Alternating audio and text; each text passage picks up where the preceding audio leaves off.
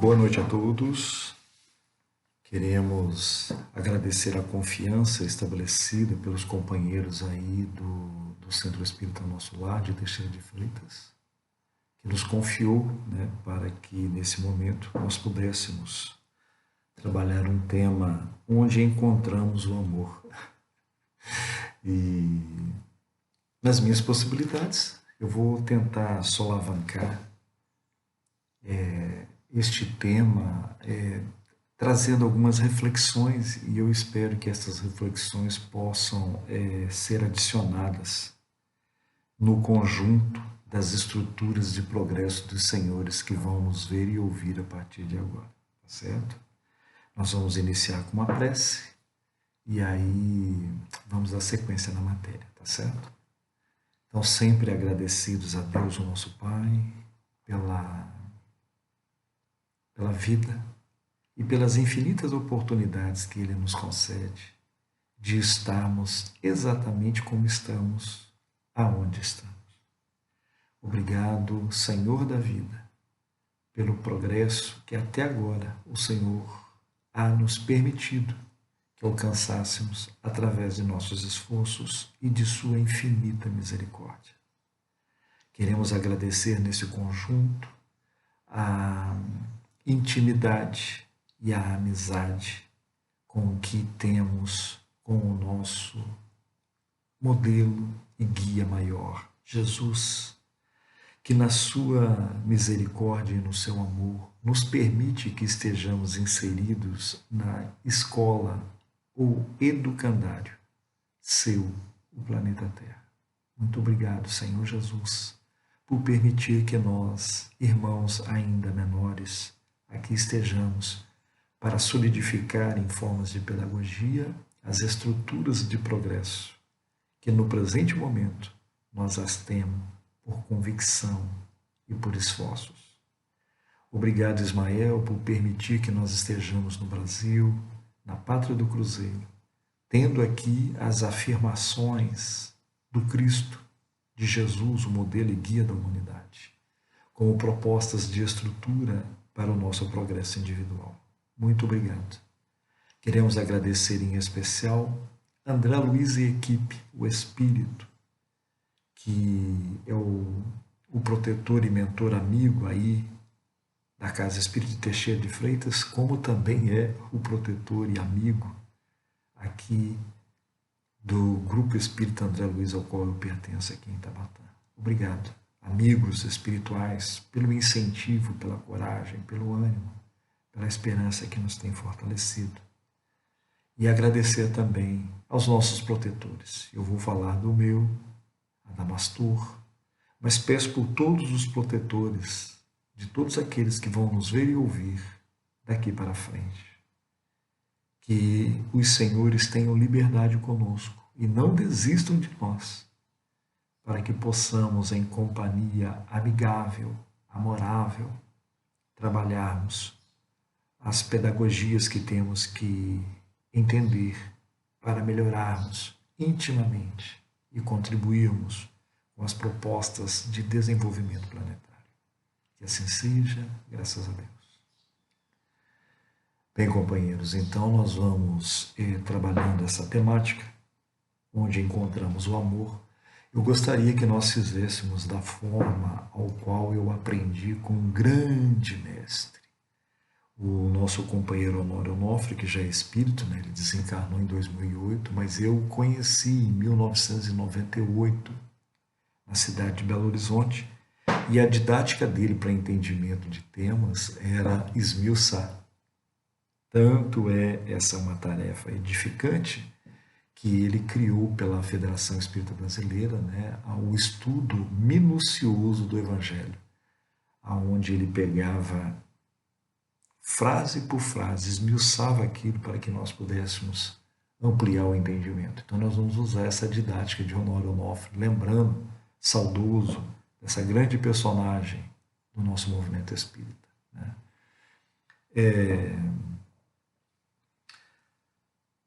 onde encontramos o amor. Então, o que é o amor? A gente precisa definir isso, né? Porque escritores, poetas e profetas da nossa antiguidade retratavam essa terminologia amor. Então, a gente precisa entender de onde que é isso, né? Os profetas antigos, eles trabalhavam essa temática amor, essa palavra, né? Como uma lei. Está lá no livro de Levíticos e no livro de Deuteronômio essa proposta. É uma lei. Amar a Deus sobre todas as coisas, Levítico, e em Deuteronômio, amar ao próximo como a ti mesmo. Então, já era uma lei pelos homens antigos ali, né, muito antes de Jesus, essa proposta. E quando Jesus esteve entre nós, ele percebeu que era uma lei, essa terminologia amar, né? E ele, questionando um doutor da lei da época, né, sobre essa temática, ficou claro para Jesus e para nós, que vai estudar e vai ler lá aquela passagem, aquele encontro, né, dele com esse doutor da lei, fica claro para nós que os judeus daquela época, ou nós naquela época, né, nós hoje, os judeus de antigamente, os homens daquela época, era claro que eles já tinham bem entendido o que era amar a Deus. Estava bem nítido isso, essa era uma expressão bem lúcida, né, naquela época. O que eles tinham dificuldade de entender era o que era o próximo. Quem era meu próximo? Porque a ideia inicial, meu próximo, é minha família, né? Meu pai, minha mãe, meus irmãos. Né? Essa aí é meu próximo, meu clã. Né? A gente pegou o amor e colocou numa caixinha bem próxima. Mas, segundo a própria história, os judeus eles avançavam um pouquinho mais. Eram os parentes também, como era também os cidadãos do país deles.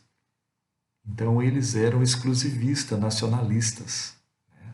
Então, o amor ia até a nacionalidade. E restringia-se num outro parâmetro ainda por cima, além da nacionalidade. Restringia-se ao título de amigo. De amigo. Então, havia uma restrição a essa manifestação dessa palavra amor, que era lei, mas tinha restrição, era só até ali. Né? E Jesus, então, nessa conversa com esse doutor da lei daquela época, ele faz uma mensuração. Ele tenta trabalhar uma forma de sair de círculos e que essa mensuração pudesse aumentar. Então ele faz uma proposta. Ele faz uma proposta para aquele doutor da lei, né, que é aquela história, né, aquela pequena historieta, né, do bom samaritano. Jesus conta que um homem, né, descendo de Jerusalém para Jericó, ele foi assaltado, né, por assaltantes e ficou ali desfalecido na beira da estrada, à margem de situações. Né? E passou por ali primeiro um sacerdote, que era quem, de direito naquela época, teria as condições necessárias, psicológicas, sentimentais, de fazer o auxílio àquele caído, aquele necessitado que estava à beira da estrada. Mas ele, conjugando outras leis, que era não tocar em mortos, porque ele presumiu que havia possibilidade daquele ser que estava ali caído estar morto. Então ele conjuga outras leis. Então ele colocou outra lei acima daquela atividade de auxiliar. Então ele, percebendo como ele colocou pela vontade, pelo desejo, pelo querer dele, essa outra lei acima do desejo de auxiliar aquela criatura, ele então desprezou esse sentimento amar. Né? E passou, foi embora, cuidar dos seus afazeres. Na sequência, segundo Jesus, veio um levita. Quem é o levita?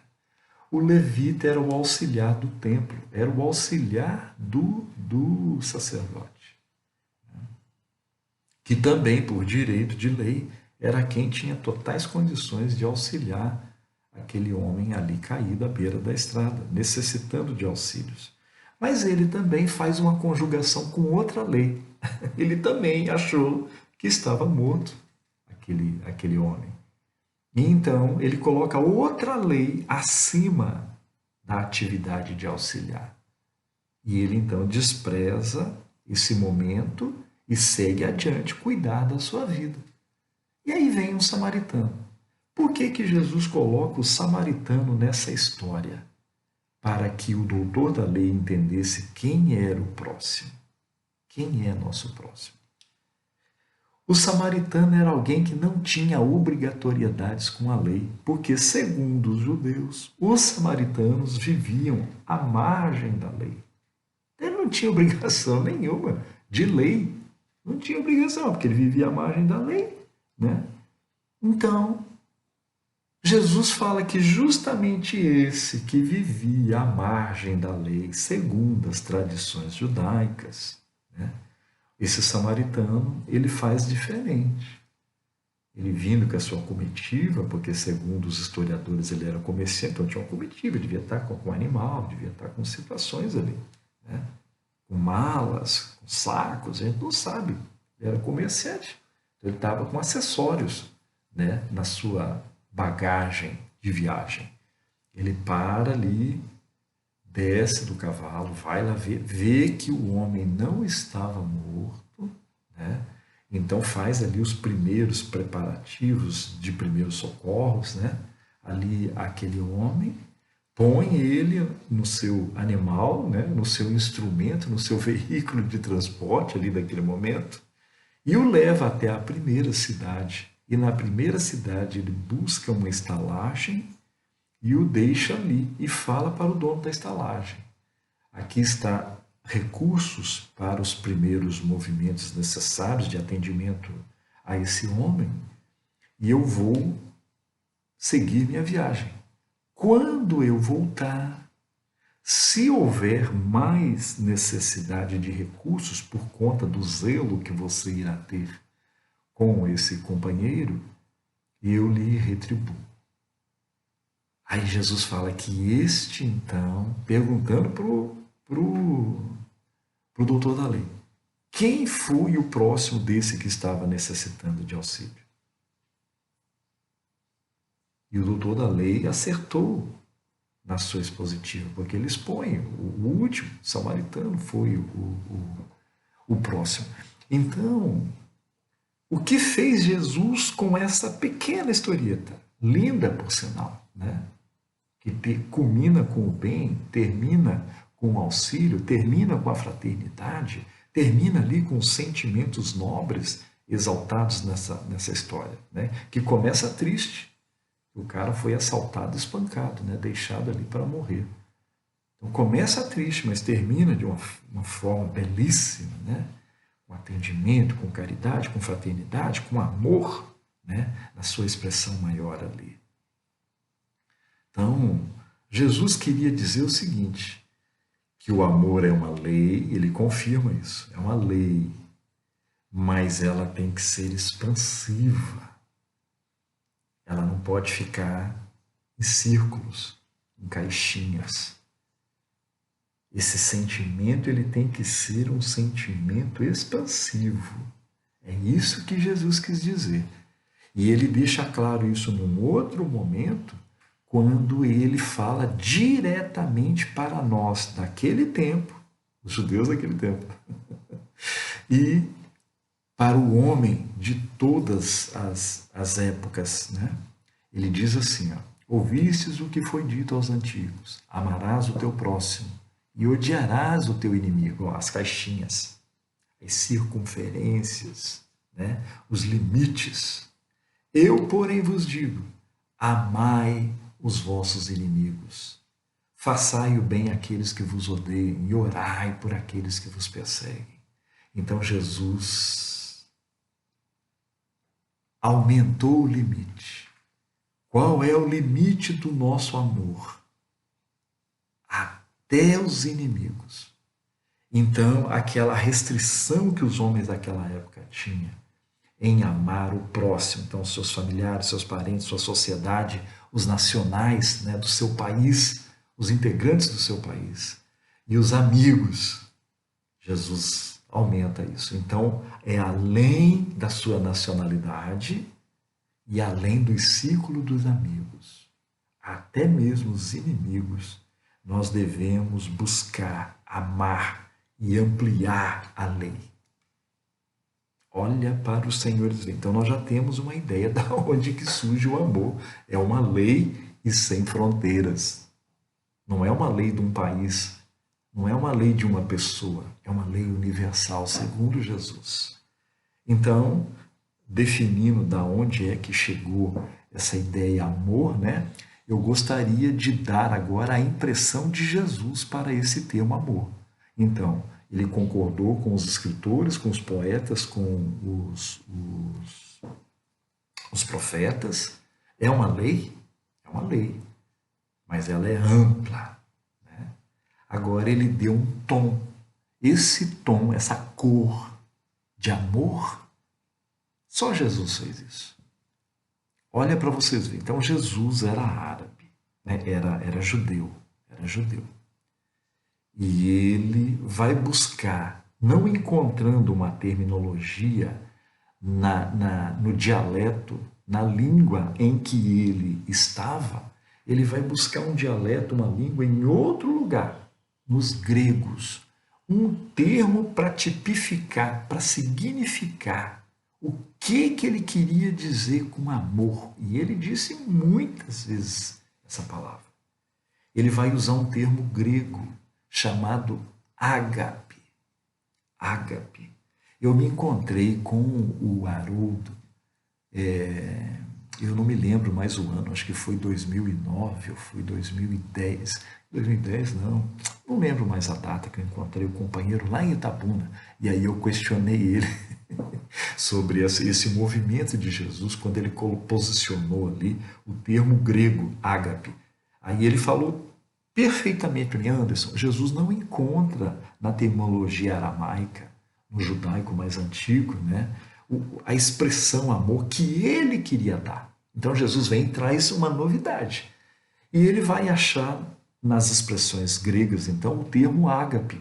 E ele vai se utilizar disso, ágape. Então, toda vez que Jesus queria significar um sentimento mais amplo, como esse que eu falei para vocês, já que eles viram o amor por lei, então a lei tem que ser ampla nas propostas de Jesus, ágape significava essa amplidão da lei, desse sentimento, sem limites, a tal ponto de chegar até os inimigos. Olha só para vocês verem.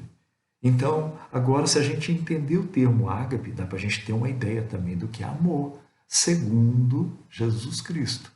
Vamos tentar entender isso? Olha o que significa o termo ágape. Ágape significa o sentimento de uma família grega. Era assim que os gregos viam.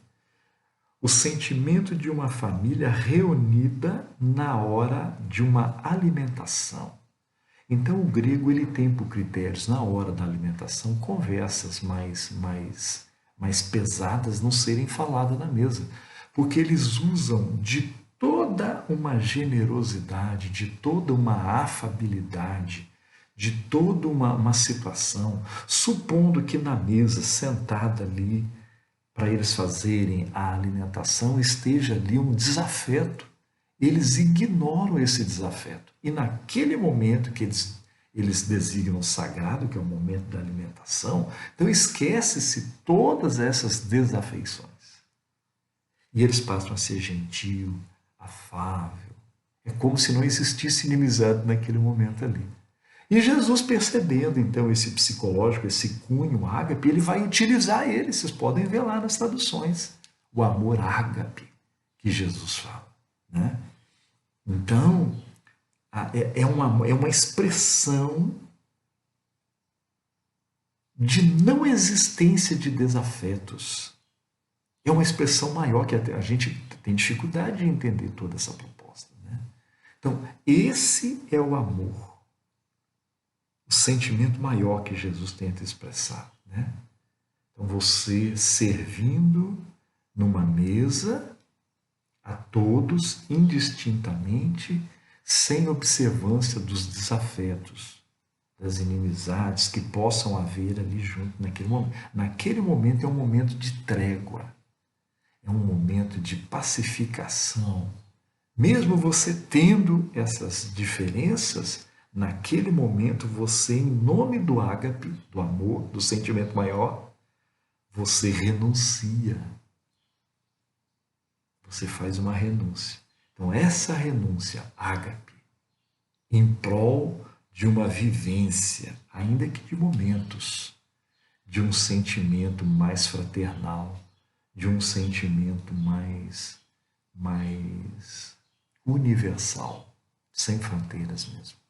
Então, olha como que Jesus define o amor, né, de uma forma bem maravilhosa, né?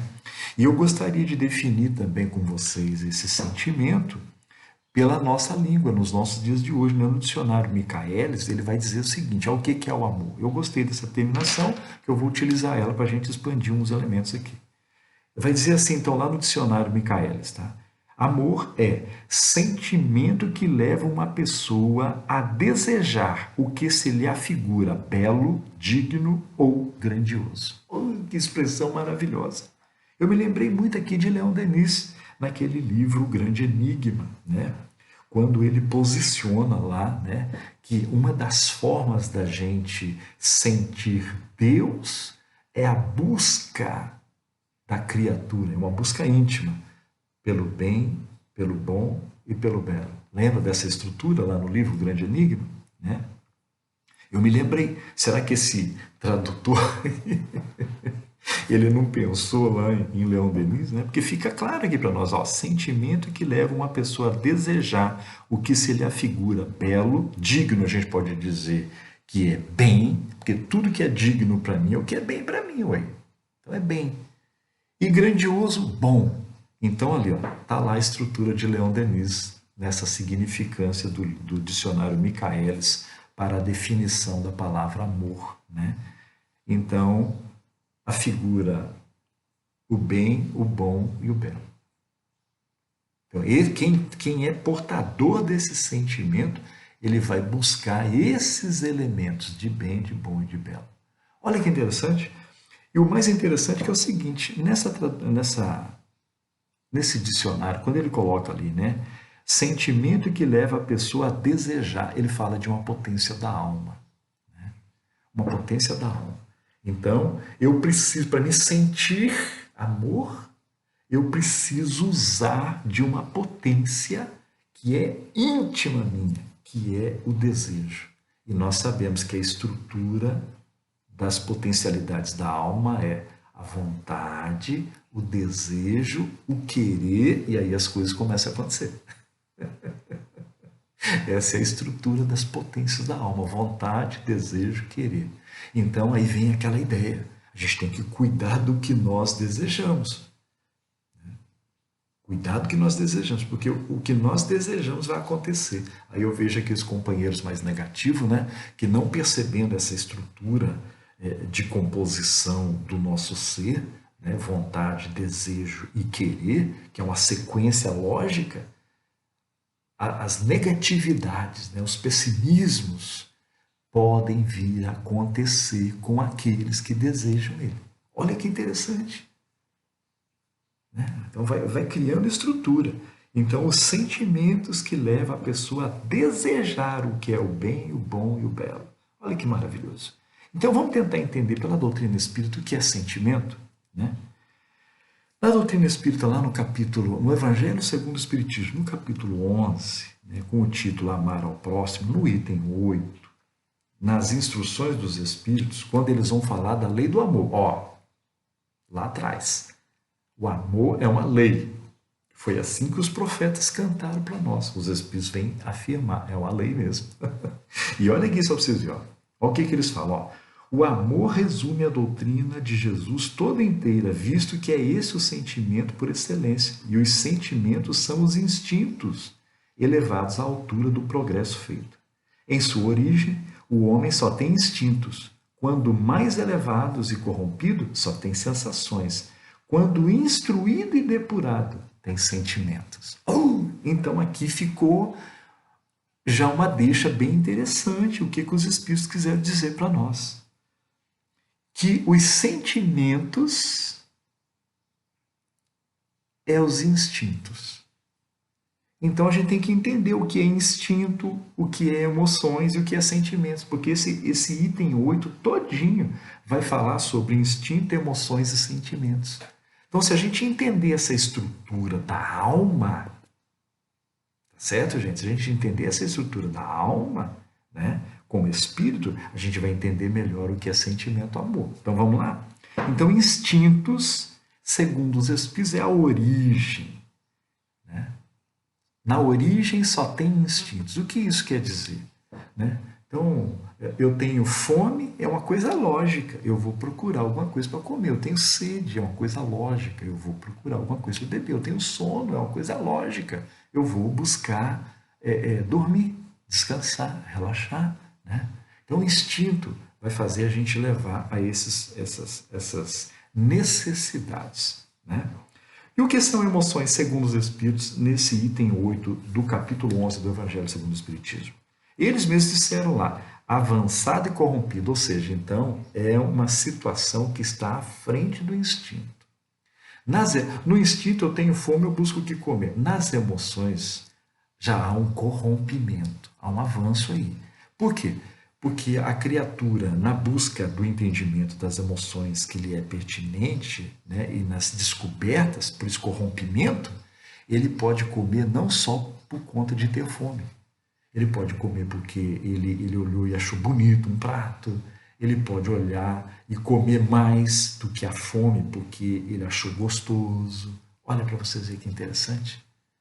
Ele pode comer, inclusive, sem vontade. Então, isso é um corrompimento, mas é a estrutura de avanço do instinto que você vai começar a experienciar. Isso é azedo, isso é doce, entendeu? Eu gosto disso, eu não gosto disso. São as emoções, é a estrutura. Então, para sair do instinto, eu tenho que passar por essas estruturas. Né? Então, por isso, avançado e corrompido, aonde há a possibilidade de surgir os abusos. Então, há necessidade da gente cuidar desse posicionamento. Né? E o que é sentimentos, então? Os próprios Espíritos dão uma ideia lá. Instruído e depurado surge os sentimentos. Então, gente, a instrução que a doutrina espírita tanto bate, espíritos amai-vos, é a lei. Espíritos instruí-vos, é a condição para a gente entender esse sentimento amor. E depurado, nas emoções, então a gente vai provocar para entender o sentido das emoções das coisas. Isso aqui é azedo, isso é doce, isso é bom. Isso eu posso comer mais, eu gosto menos. Isso é emoção, né? Então, nesse corrompimento do instinto para o avanço das emoções, pode surgir os abusos. Nos sentimentos, com a instrução, não. Ali já há a dosagem certa, é o amadurecimento. Esse bolo é gostoso, mas eu não posso abusar. Que vai surgir elementos como a diabetes, por exemplo. Então, esses já são os sentimentos com a instrução depurada. Eu vou depurando o que eu conquistei pelas emoções lá atrás. Olha que interessante. E para a gente finalizar essa questão de sentimentos, no livro Virtude e Perdão, Rui Gomes Carneiro, ele faz uma retórica maravilhosa dentro da doutrina espírita para explicar para nós o surgimento do amor. Ele fala lá. Aí ele vai dizer o seguinte, que o amor vai surgir pelo entendimento da instrução e da depuração de certas coisas. Ele vai dizendo que o amor não surge assim, tipo, tem um amor. O entendimento de certos elementos e o exercício desses elementos, que ele vai designar de virtudes ali, vamos chegar ao entendimento maior do amor. Quando ele fala ali, ele aponta uma escala, né? O primeiro sentimento para aquele que deseja ter o amor verdadeiro, o amor ágape, que Jesus falou lá atrás, é a caridade. Né? A caridade, que é o primórdio da benevolência. Depois, na sequência, ele fala do respeito, né? Como é que você pode amar e não respeitar a pessoa? Incondicionalidade, ou seja, aquela caixinha que Jesus falou lá. Eu amo, mas amo a minha família. Isso é condicional. Eu amo, mas amo os colegas meu espírito. Isso é condicional.